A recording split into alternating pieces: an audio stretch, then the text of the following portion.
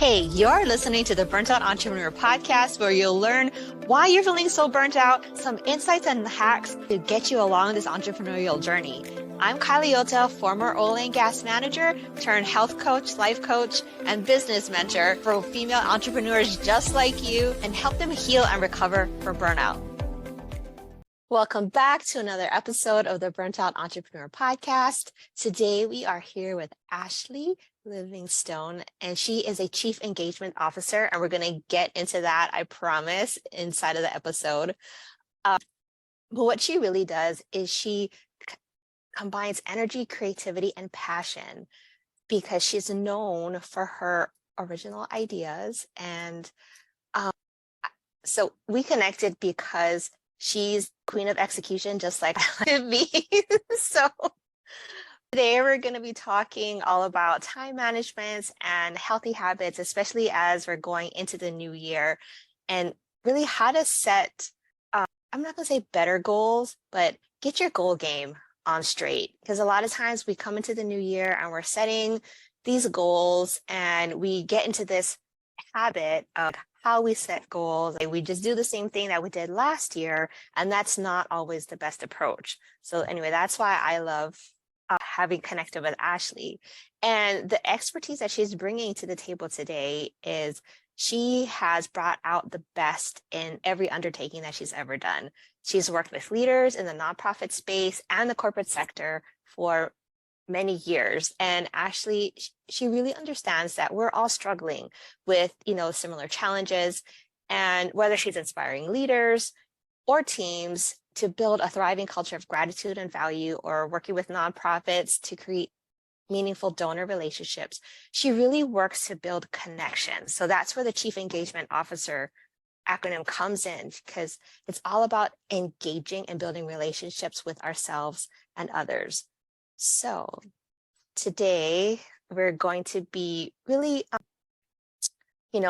flipping the script on how we use busy as a badge of honor, right? And when we say we're busy, like, so many of my clients are like, Kylie, I'm too busy to do X, Y, Z, right? Actually, chime in, right? How many Absolutely. of your clients, I'm busy?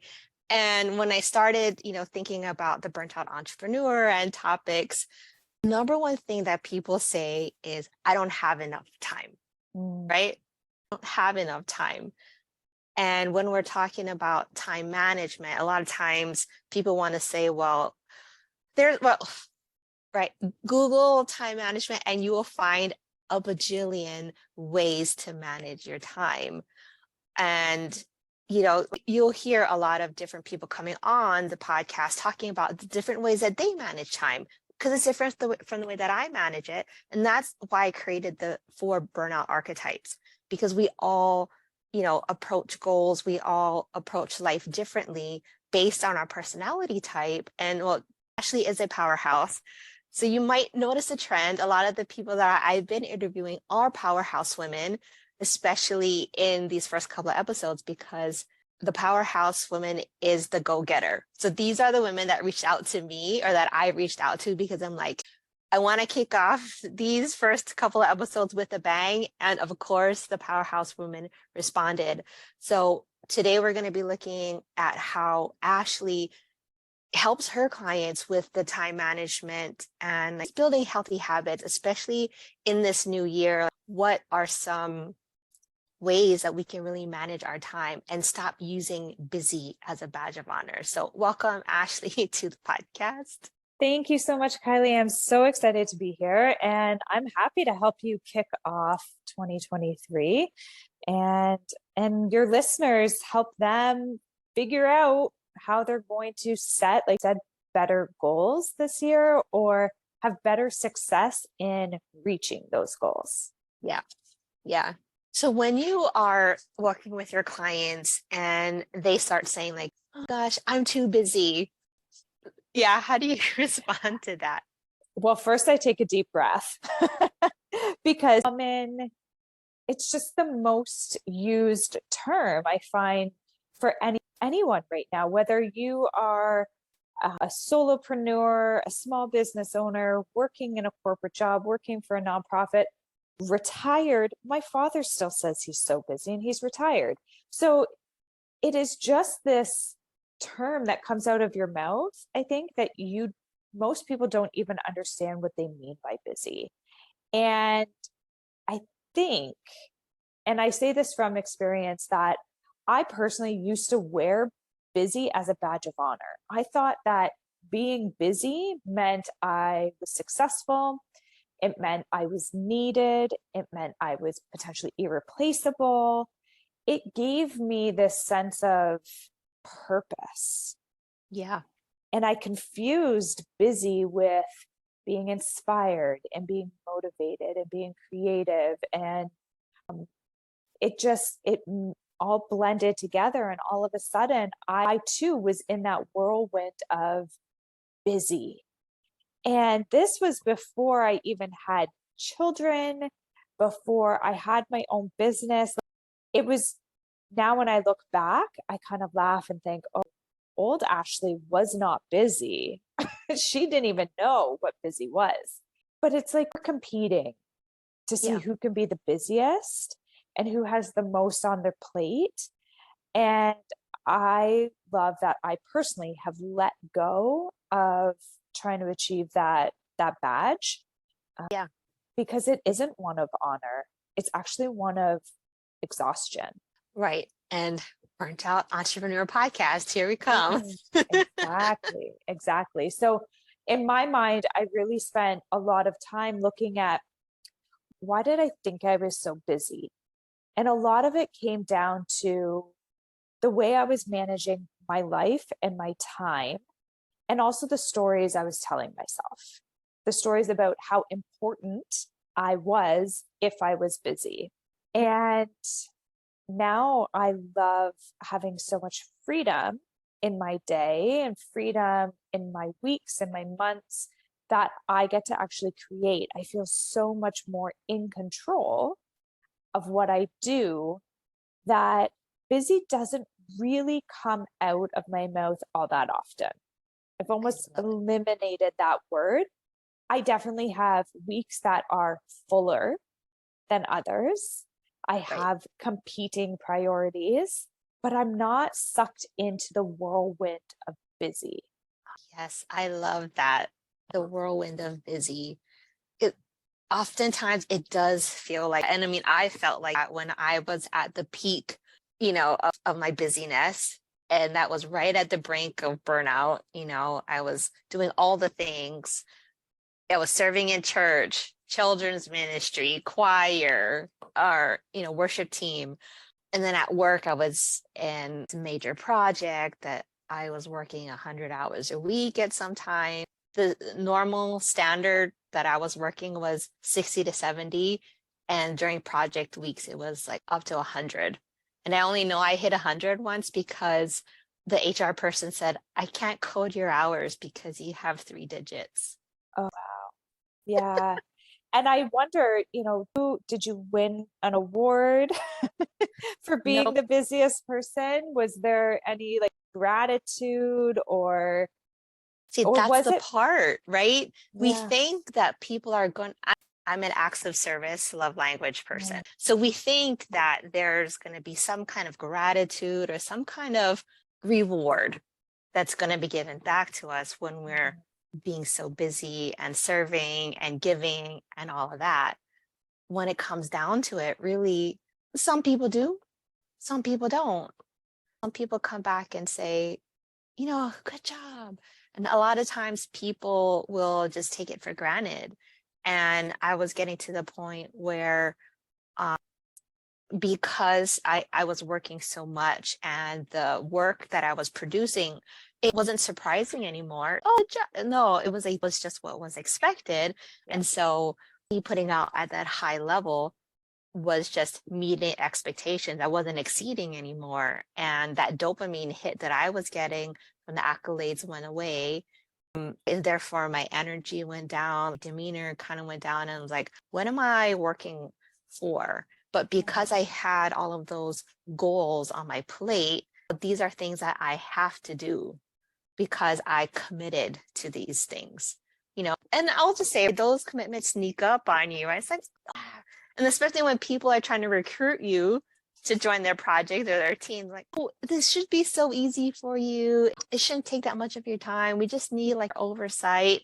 But for, powerhouses and perfectionists, when we get into those situations, it's like, a lot of times we see what's happening. It's not up to par. And we want to get it into par. Yeah, right? absolutely. And I think too, you said something before as well about like serving at church and the kids' extracurriculars and the this and the that. And, I like put those in that should bucket. A good mom should, or a good community member should.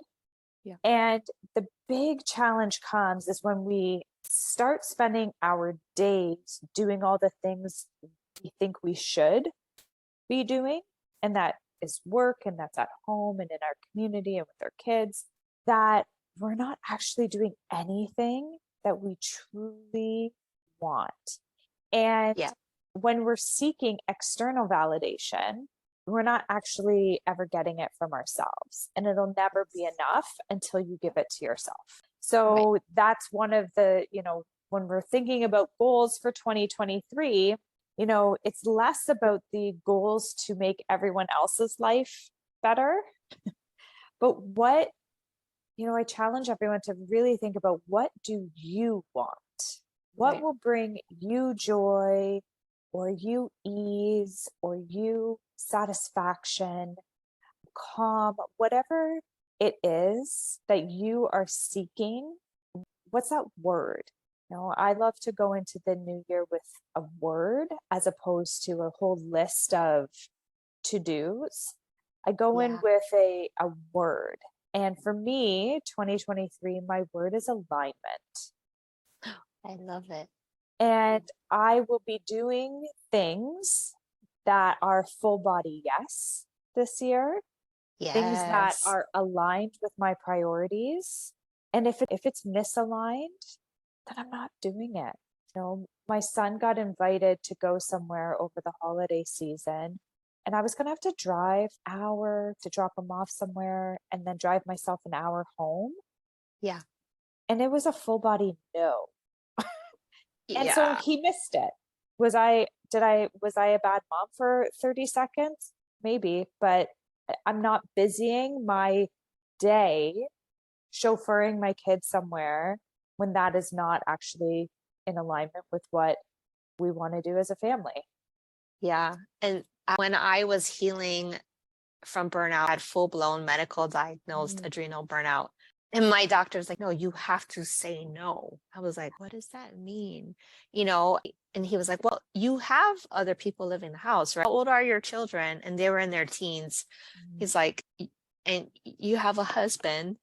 Yeah, but those are my responsibilities. I'm the mom, I'm the wife. I have to do, right? Like, have job descriptions in our minds. And especially if we had a mother who was hashtag all the things, I know for a fact that I inherited my mom's, some of my mom's characteristics. And so trying to live up to our mother's expectations, or maybe our mother-in-law's expectations, so many things that we feel like we have to do. And I was like, oh, it was, my brain had to shift.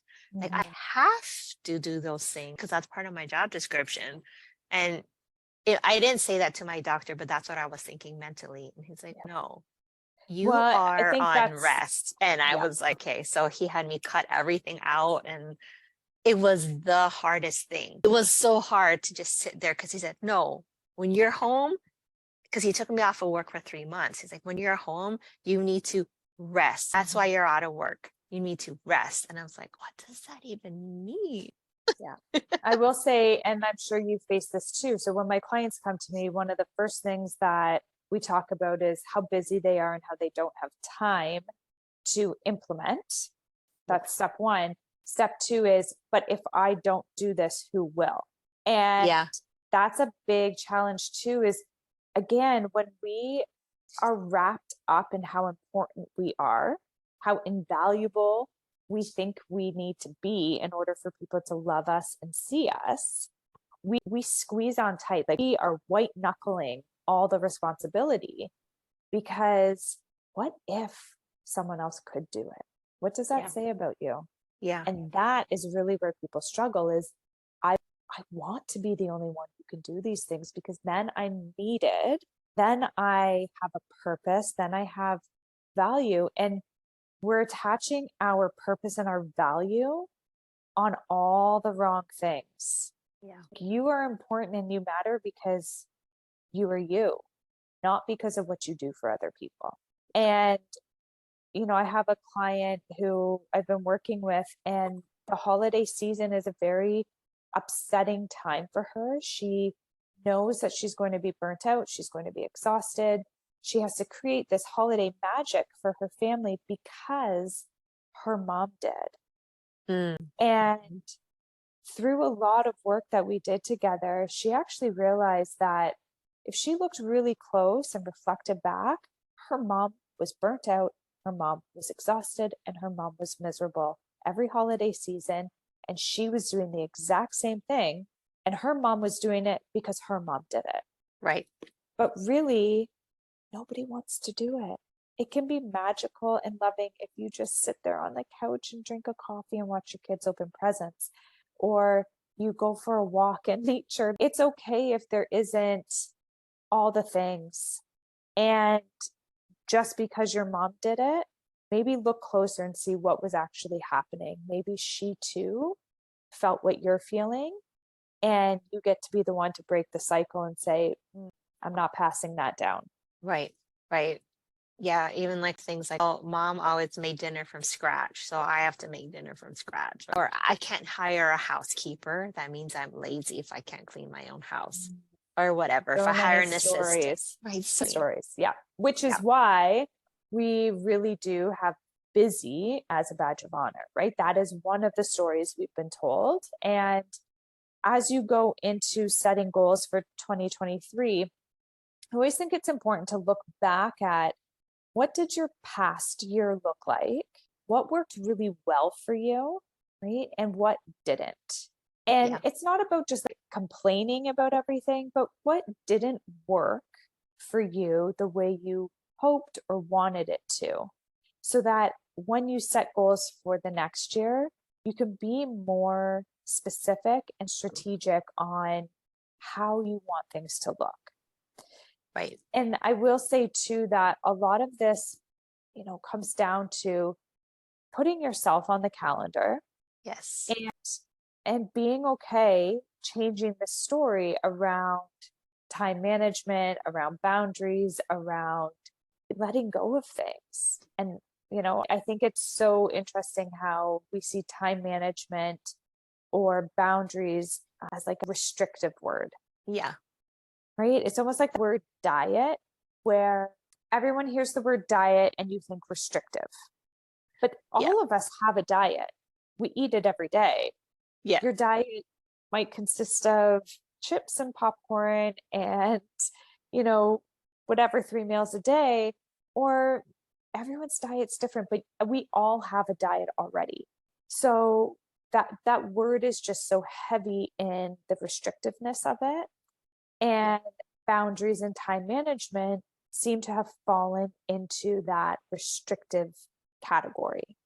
That if Right. you are managing your time or you are setting boundaries on your time, that you are now restricting yourself. Yeah. And so in the archetypes, the philanthropist really has an issue with people pleasing because they put people above all things. And then also the popular archetype. So these are the two archetypes that really struggle with time management. So the popular archetype, she's the fun, kind of like social butterfly, ADHD. She really likes to go with the flow. She likes no restrictions. And so these two archetypes are the ones that I find have what is called issues with time management, time blocking, and getting things to line up on their calendar. And it's because of their perception of the word boundaries, especially for the philanthropist. When you tell her she has to tell her family no, she's like, what do you like? No, I don't. Or she has to tell those people that are taking time off of her calendar, because that's what I do with my people. I have them do a time audit. it's either a reverse look, like they can remember, or it's a forward looking ahead. We have our session and you look back the week or you look forward a week, and not look forward, but you literally list everything that you're doing every hour, every half an hour, and you just jot them all down. It doesn't have to be fancy. You just write down all the things you quantify, just like a budget, right? Yeah. Look at how you're spending your time. And if the majority of your time is spent doing OPP or handling other people's problems, Love that's that. why you're burnt out, because you're so busy taking care of everyone else that you don't have any time to take care of yourself. And I mean, it's one thing as a mother working in a corporate job. Yes, we have the corporate job and we have to do our mothering. That's the thing. But when we're working for someone else as an employee in someone else's business, yes, we're in charge, but we're not ultimately in charge of the success of the business.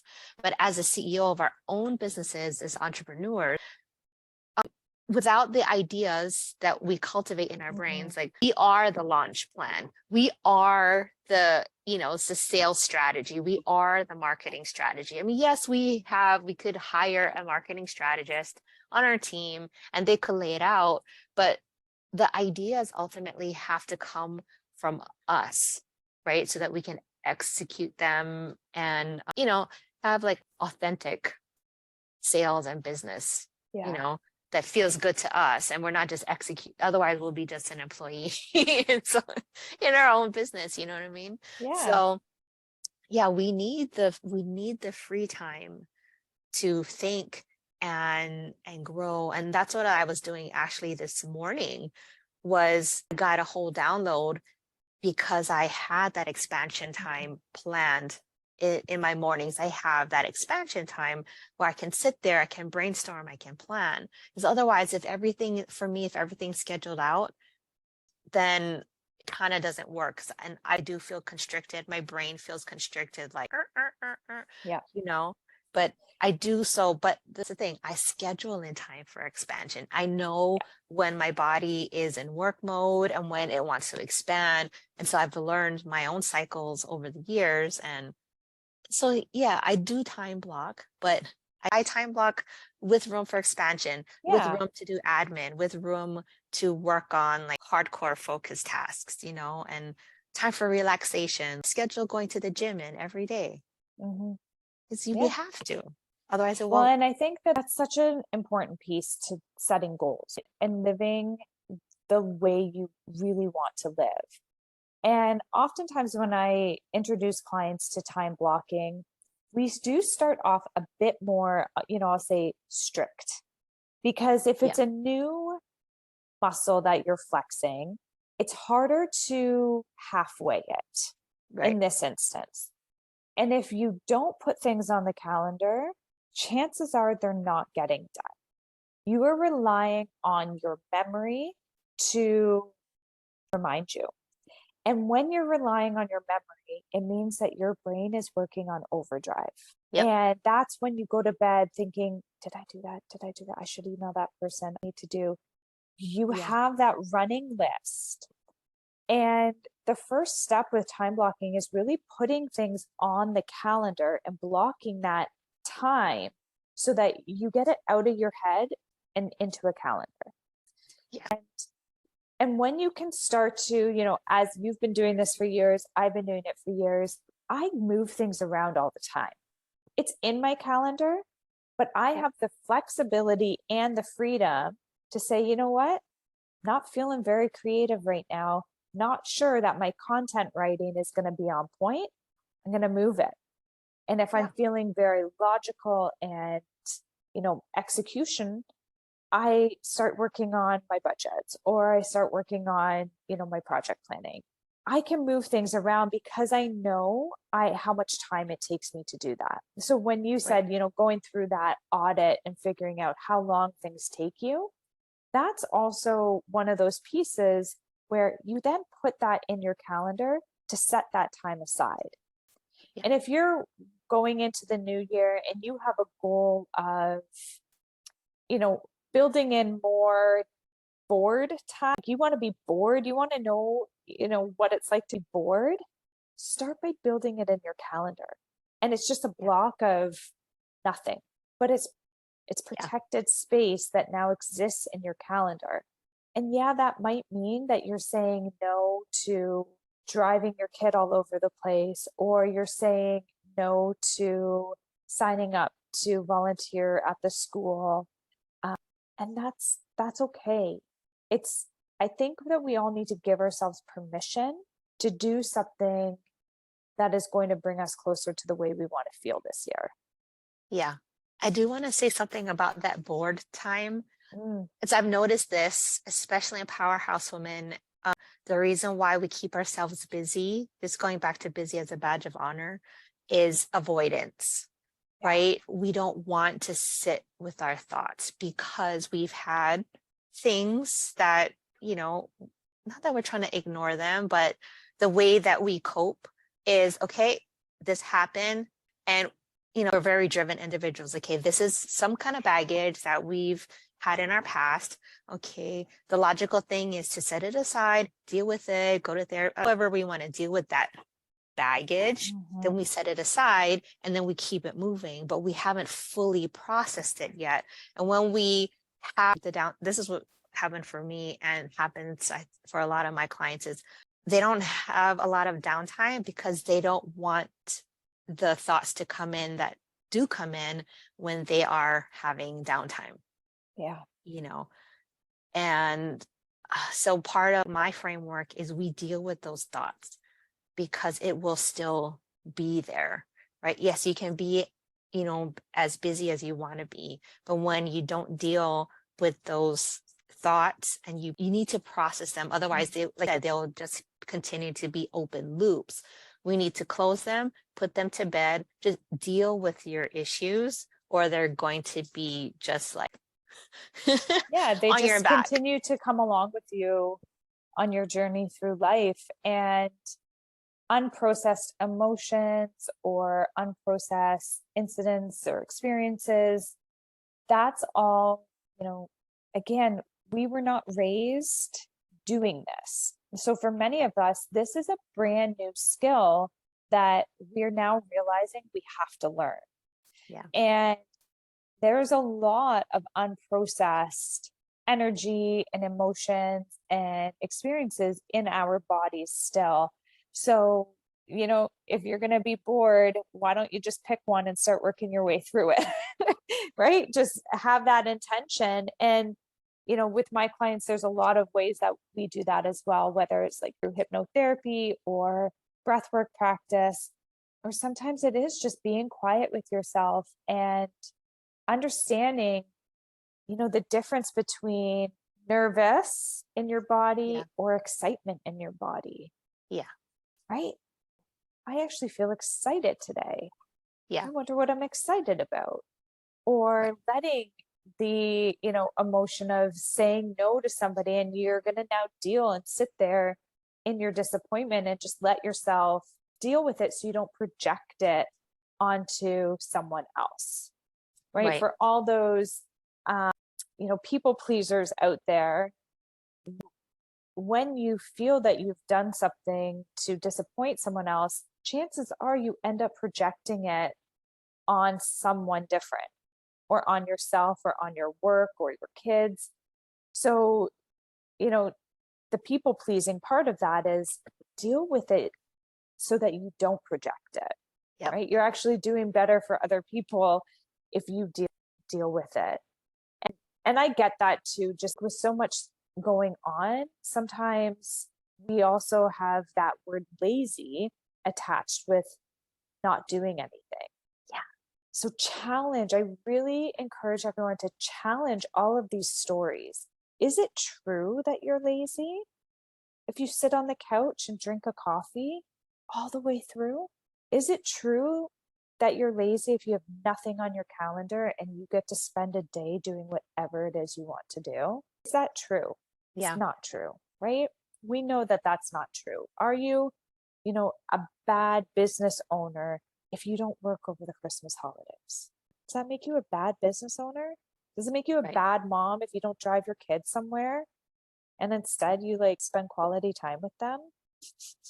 challenge all of these stories as they come up. And once you start, it'll be so much faster and easier to catch it. And even the Right. word busy, when you hear other people say busy, so busy, I don't have time for that. Now you're going to hear it and you're going to smile to yourself because Right. that busy is just a badge of honor that they're trying to wear. Yeah. And how can you let go of busy? I guess Yeah. is the point of this. How can you settle into being okay not living in the whirlwind of busy? Yeah. And I feel like that for me personally, that was the hardest thing to put down. But once I put it down, that's when the healing of the burnout was actually happened. Because until I put down that busy badge of honor, I feel right in my body. Like you said, is it lazy? I kept thinking I'm lazy. And the other thing that, right, the people at my job, because adrenal burnout is an invisible disease, because I was putting out, it didn't slow up. I did not slow up my productivity at work while I was running myself down. It was like I was giving my all to my job, and then at home I was crashing. So that's what my husband was seeing. And he and I worked in the same place. So he was like, wait, it's impeding our quality time at home. You're crashing at home. You're giving everything to everybody else. And every time you're with me, you're crashed out. I was crashing out on the couch. I would go to the movies. I couldn't make it through a whole movie, and he's like, something's wrong. Is that I work in the same job. I've worked shift work for the same number of years as you have, and I am not crashing. So what's going on? And that was really my wake-up call, because I didn't feel like anything was wrong. I was so used to giving everything to everybody else and being tired and taking recovery time and forced recovery time. It wasn't planned. I was saying no to things that were important to me and saying yes to everybody else, because I thought I had to, I should. And I really had to reframe my thinking that I was not being lazy when I was taking time for myself, resting, catching up, and, letting the dishes sit in the sink, letting, the floor get nasty. Not super nasty, but, we lived in Hawaii, and for those of you who don't know, like people, we walk around barefoot, right? That's just how we live. We walk around barefoot. So it's like, people's feet are getting sticky and black, whatever. We'll wash our feet in the tub and like be okay with that. I had to be okay with lowering some of the standards in order to heal my body. And again, lowering standards by allowing other people to do the work, right? It's like, the way that the kids do laundry or load the dishwasher may not be up to how I would do it. But my husband said to me one time, he's like, well, do you want us to help you, or do you want to do it yourself? Because if you're going to keep going behind me and, redoing everything that I'm doing, I don't want to do it anymore. What's the point? Yeah. And I think that's such a good lesson too for leaders, whether you're a leader at home or in your community or at work. When you don't trust your team or family to help, and you're constantly like micromanaging, you're just taking on that burden. And I think that there's, a difference of saying, here's how to do the laundry, or here's how to run payroll. I will give you the training, and then you put your own flair on it, right? Yeah. Or I'm going to train you so that I can officially delegate this to you, as opposed to, I'm not really going to give you all the goods because I still want to be needed. And then I'm going to fix all your mistakes just to, again, prove to myself how much I'm still needed here. Yeah. And what that does to other people is tells them, what's the point of doing this? Because she's just going to fix it for me, or I don't really have to try because she's just going to do it. Yeah. And That's then awesome. it's that accountability away from them. And so when you think about how busy you are and how much overwhelm you're dealing with, and everyone else is just coasting, Yeah. likely you've created that monster. And Mm-hmm. that's, again, a lot of this takes a lot of looking inward to say, I might actually have a role in this. Not Right. that everyone else has put all of this on me, but I have accepted this in, and then I have now defined myself by this. Right. And then resentment starts to set in. So, right, you're feeling resentful towards your family, towards your coworkers, towards your team, like really take a closer look, because resentment Mhm. usually followed, usually follows enablement. Yeah. And it's hard to say like we're enable, but because the word enabling has such a negative connotation these days, but really look at it. Have you enabled, the people around you to be, so dependent upon you, because that's where you get your value, like we were talking about earlier. And yeah, so if you're starting to feel resentment, obviously the dopamine hit, the reward that you're getting from taking everything on, it's not working anymore. And once you're in that resentment, you're probably already burnt out by the 4 stages, but you're probably right in the cusp of stage 3, stage 4 burnout. And like you're just going to tip over into that slippery slope. Yeah. And then it becomes a challenge because you're projecting and people don't necessarily want to be around you. And so now you feel isolated as well. Yeah. And I guess, if we were to leave folks with a bit of a path forward for 2023, when I'm working with my clients right now, I think about, again, reflecting back what worked and what didn't. Can you pick one goal? I think that this is, especially for people who are still stuck in busy and are feeling overwhelmed and burnt out, don't pick 62 goals. Right? No. Don't create this giant vision. I think the vision can come, but start with one goal. Yeah. And then build that into your day, your week, your month, whatever you need. And maybe the goal is to put yourself on the calendar. Maybe it's to have some you time so you can discover what brings you joy, or discover what makes you feel calm, or discover what it feels like to be bored.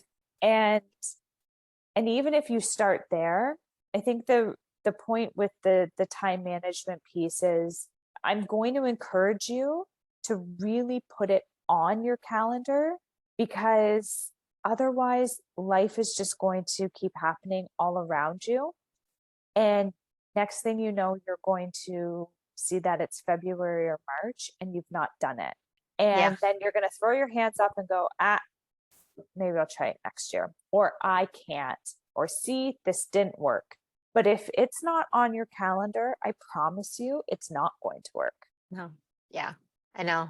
I'm one of those that live and die by Google Calendar. And I'm like, if it's not on there, then it won't get done. Yeah.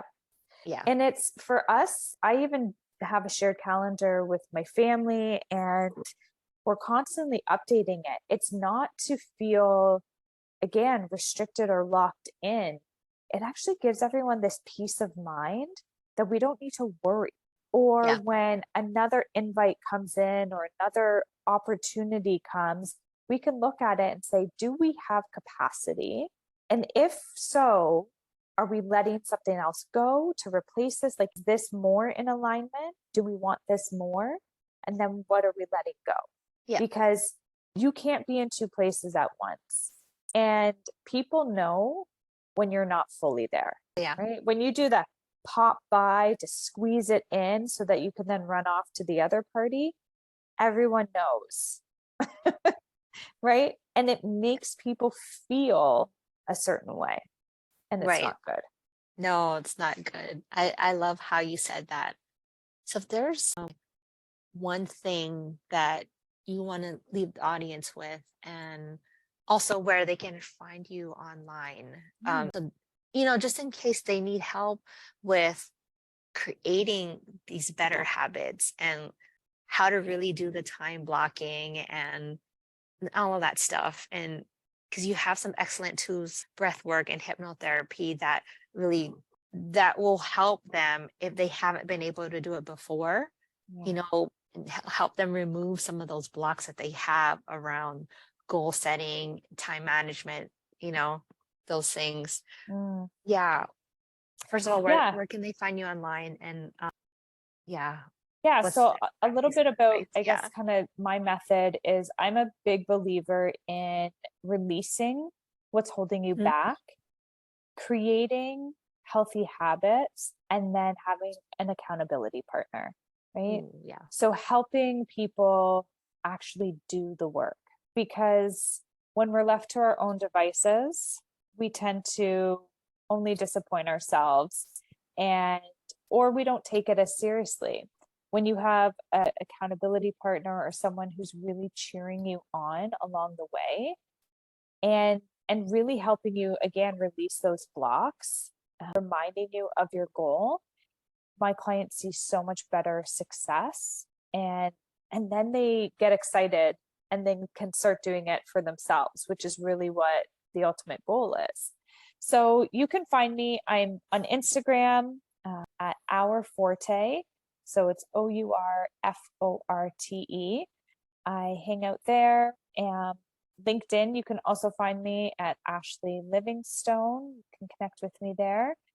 And my website is OurForte.ca. I'm offering, I usually do like a free audit, time audit, or I do just kind of a touch base call to see where you're at and what you want out of life. Like what is holding you back and where do you want to go, so that we can create a plan for you to actually get the life you want now.